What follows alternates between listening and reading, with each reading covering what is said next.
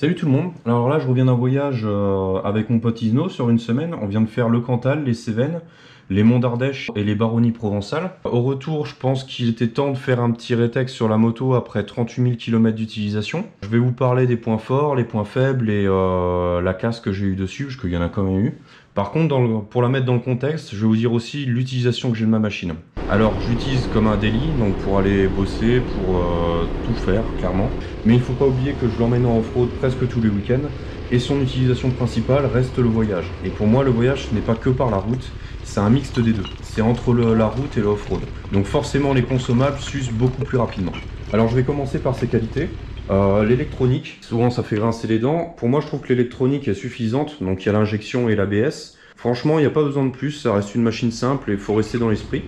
Ses routes 21 et 18 pouces, ce qui lui donne une maniabilité très correcte. Sur route, c'est pas une super moto, ça clairement, mais il y a de quoi s'amuser. Et en chemin, bah, ça apporte quand même pas mal de confort d'avoir une route 21 devant, quoi. Le moteur, c'est un élastique. Clairement, au niveau souplesse, j'aurais pas demandé autant. La petite poussée vers 5500 tours lui donne un petit caractère, bien que le moteur soit quand même assez linéaire. L'entretien général est peu onéreux. L'accessibilité aux pièces est relativement simple, mis à part pour les bougies, car il faut quand même démonter le réservoir pour accéder au puits. Sa faible consommation d'essence, je tourne environ à 4,5 litres sur route et 5 litres, 5 litres et demi en tout terrain. Les suspensions en règle générale sont suffisantes pour de la randonnée et pour du cassant, une fois bien réglé. Bon, j'ai quand même mis de l'Hyper Pro dessus pour ajouter du confort sur les longues journées. Mais je me tâte de plus en plus à passer en all-ins aussi bien à l'avant qu'à l'arrière. La position reste parfaite pour mon 1,81 m, franchement je suis super bien dessus. Les aspects pratiques, on peut rajouter un deuxième allume-cigare, donc avec les bonnes prises, ça, on peut faire 4 ports USB, donc c'est très bien. La barre de support GPS pour avoir le GPS en face des yeux, pour éviter de baisser la tête toutes les 10 secondes. Et le nombre d'accessoires pour la mettre à sa sauce. Vraiment, pour la personnaliser, cette machine c'est une très bonne base. Bon, maintenant on va parler du sujet qui fâche. Alors on va parler des défauts et des pannes que j'ai rencontrées sur la machine.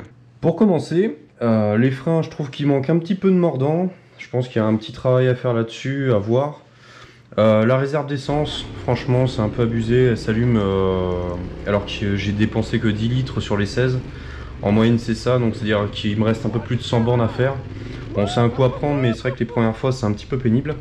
La selle qui est complètement inconfortable sur les bouts droits, donc les longues lignes droites où on s'emmerde un peu, mais c'est retravaillé par un sellier, donc c'est un demi-défaut. Enfin, sur une machine neuve ça fait un peu chier, mais après voilà, ça peut se refaire quoi. Et la fucking taille du compteur, lisible certes, mais bien trop volumineux à mon simple avis. À la place on pourra mettre un GPS route avec un GPS pour la rando, ou simplement on pourra mettre d'autres accessoires. Il y a quand même quelque chose à retravailler là-dessus. Alors maintenant on va parler des pannes. On va commencer par les plaquettes arrière où j'ai eu des soucis, des plaquettes de frein.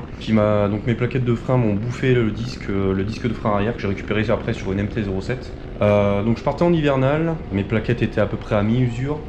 Et en fait en sortant de l'hivernal, la garniture a viré d'un coup. Et du coup ça a attaqué, enfin je me rendais compte que ça freinait plus, et ça a attaqué le disque. Deuxième problème, j'ai eu des problèmes avec les filetages de fixation du sabot. Donc les filetages avec les chocs, les vibrations, je pense qu'ils se sont bouffés, parce que je fais quand même gaffe, je nettoie les vis, je regraisse. Vraiment j'essaie d'être assez carré là, sur les filetages, et pourtant les 4 filetages ont merdé. Donc du coup ça a été retravaillé avec des sortes de petites entretoises en fait filetées qui sont écrasées dedans. Et pour finir, la qualité des keychains d'origine de Yamaha. Je pense que c'est des keychains route, on va être honnête, c'est pas du renforcé, il n'y a rien d'extraordinaire. J'en ai bouffé 2 là, donc le suivant, là, celui que je vais monter d'ici peu, ça sera un ultra renforcé de chez AFAM je crois, qui va me coûter un peu plus cher, mais j'espère qu'il va me durer beaucoup plus longtemps.